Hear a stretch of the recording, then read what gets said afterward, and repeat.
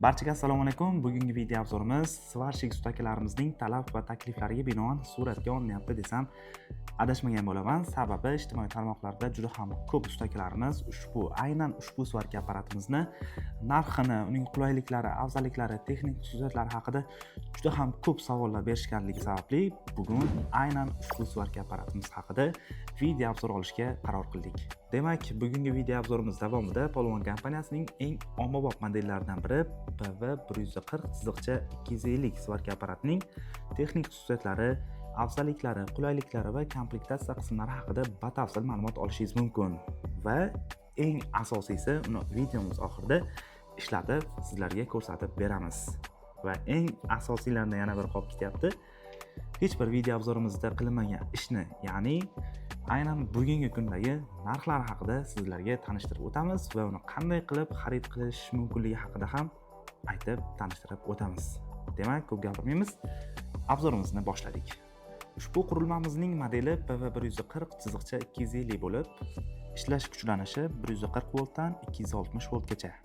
Chiqish tok diapazoni 20 amperdan 250 ampergacha.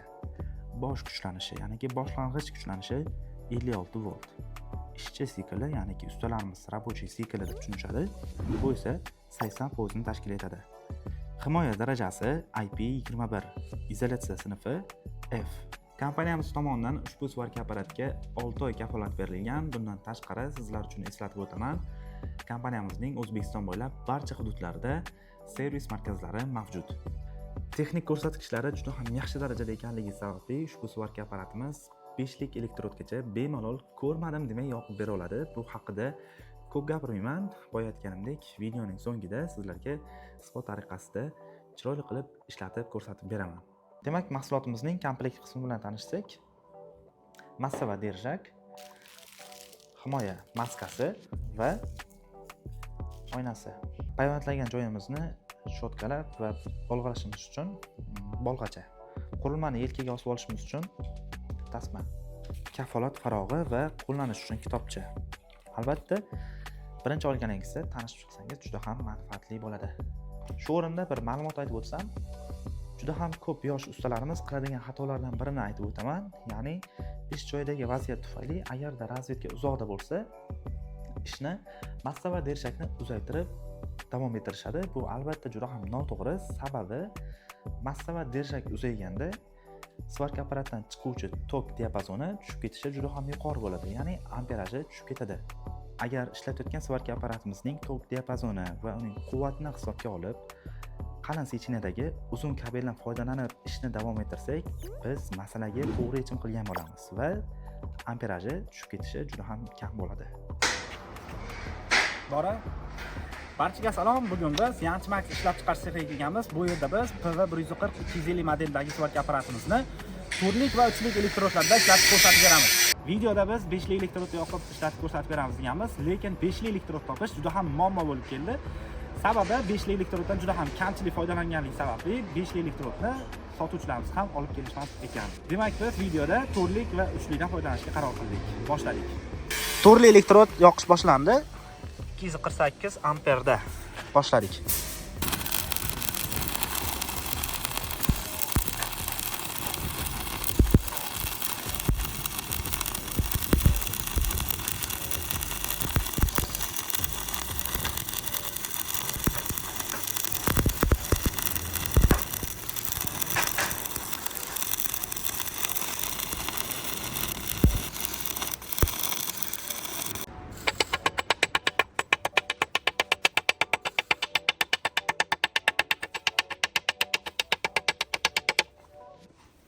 Kiruvchi kuchlanishda juda ham pastligi sababli hozir elektrodda ozroq yoqish jarayonida muammo bo'lgan bo'lishi mumkin. Turli elektrod yoqib ko'rsatildi. Endi navbat uchli elektrodga. Tok amperimiz 248.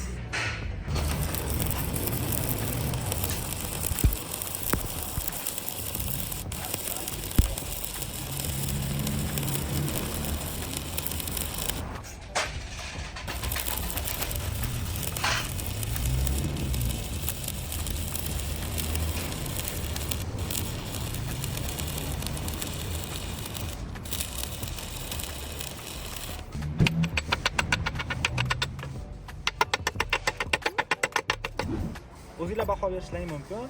Qanaqangi darajada yoqib ko'rsatdi, lekin xolis fikrlaringni kommentariyada 1 dan 10 gacha baho berib qoldirib ketsalaring juda ham manfaatli bo'ladi. Tok diapazoni 150 amperga tushirildi. Endi yana ushbu elektrodda sizlarga yoqib ko'rsatib beramiz.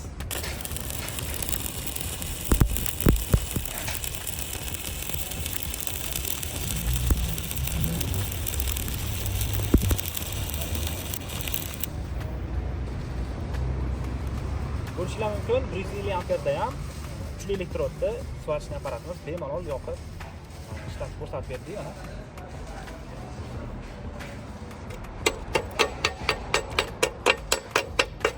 Bu svarka apparatni ishlashni birinchi bor ko'rgan bo'lsangiz, o'zingiz xolis fikrlaringizni qoldirib keting. Yoki siz bu svarka apparatini ishlatib yurgan kishi bo'lsangiz, albatta uni qanday ishlayotganligi haqida o'z fikrlaringizni kommentariyada qoldirsangiz, biz juda ham xursand bo'lardik.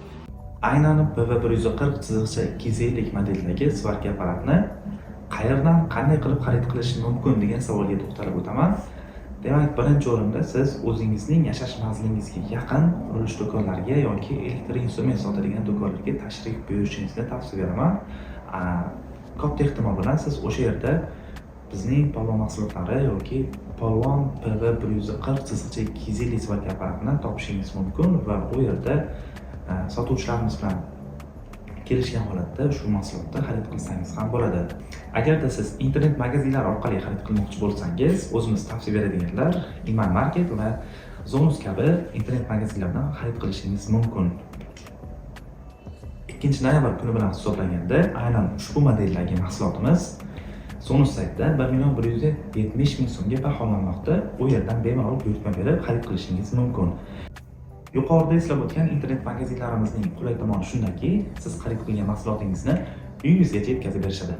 Oxirgi video obzorlarimizda kuzatuvchi ustakalarimiz uchun sovg'a berayotgandek, bugun ham ushbu amalni bajaramiz. Ya'ni, agar siz bugungi video obzorimizni birinchilardan bo'lib usta sifatida ko'rayotgan bo'lsangiz, bugungi video obzorimizda foydalanilgan ushbu svarishniy apparatning ustibon stikerini aktivatsiya qilishingiz mumkin. Buning uchun Telegram ilovasidagi Polvon ustibon botini ro'yxatdan o'tib, yuqorida ko'ringan 7 xonali siferda qanday bo'lsa xuddi shunday qilib hisobingizga kiritasiz va bugungi video obzorimizdagi bonusni qo'lga kiritishingiz mumkin.